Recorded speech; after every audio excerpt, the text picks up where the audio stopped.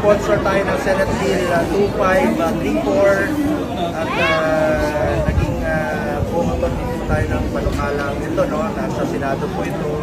Ito pong pagtataas ng daily minimum wage private sector by 100 pesos. Alam niyo, tumataas po ang presyo ng bilihin sa merkado. Alam niyo, ibigay pasakit po ito sa bulsa ng mga kababayan nating mahirap. Yung mga kahit isang tuka,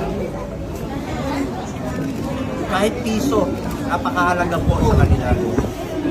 Yung mga kababayan nating mahirap.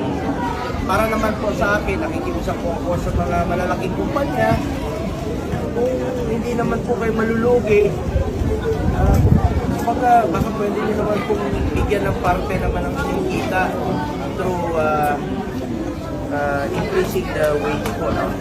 Sa ating mga kababayan mahirap. Sila pong makikinabang dito kung sa kasakayan. Yung mga isang kupa natin kababayan. Yung mga mahirap talaga na kailangan kumayod. Araw-araw yan, magpapapawis para lang po may gusto sa kanilang pamilya. Kaya nakikiusap po sa mga mayayaman, hindi naman po kayo malulugi sa inyong negosyo. Bigyan nyo naman po ng konting parte through increasing the wage na 100 po sa ating mga kababayan. At we have to strike a balance here. Kaya nga po pag-uusapan natin sa Senado, ayaw naman natin malugi yung mga negosyante dahil mawawalan po ng trabaho yung mga i-employ nila. Ang atin dito is balance po between the employer and the employees. Balancing po natin. Unahin natin, siyempre, mga kababayan natin mahirap.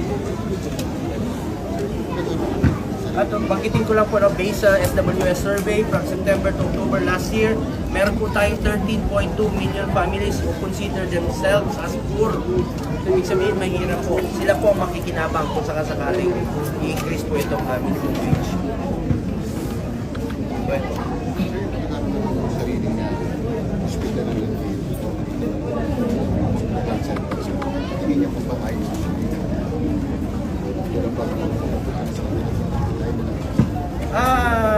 I'm sure, no, bago po yan, ina-assess po yan ng ating Department of Health officials. Bago po magtatayo ng mga super health center, ina-assess po nila kung may kakayahan po ang LGUs na maglagay po ng mga personnel, mga doctors, mga barangay health workers.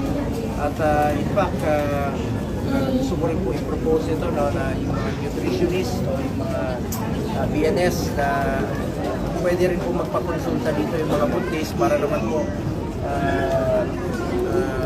malusog, no? At maiwasan natin ang malnutrition. Bukas po, naimitahan rin po ako sa isang awarding ng National Nutrition Council. Importante po ang kalusugan, konektado po yan. And going back to your question, na kaya ba nila? Kaya naman po nila yun. Kasi bago itatayo, tinatanong po sila. At bago po ito matapos, pagtapos ito turn over po ito sa LGUs. Sila po ang mamamahala nito at pwede, kung may kakayahan ng LGUs, pwede nilang lagyan ng dialysis machine. So bilang chairman po ng Committee on Health, tutulong po ako sa abot ng aking makakaya para lalo pang mapaganda at makumpleto po ang Super Health Center. Naisipan ko po itong Super Health Center noong 2021, naumpisahan po ito noong 2022. Sa kakaikot ko po sa buong Pilipinas, marami pong mga munisipyo, o bayan o syudad, malalayong lugar na wala pong mga super health center.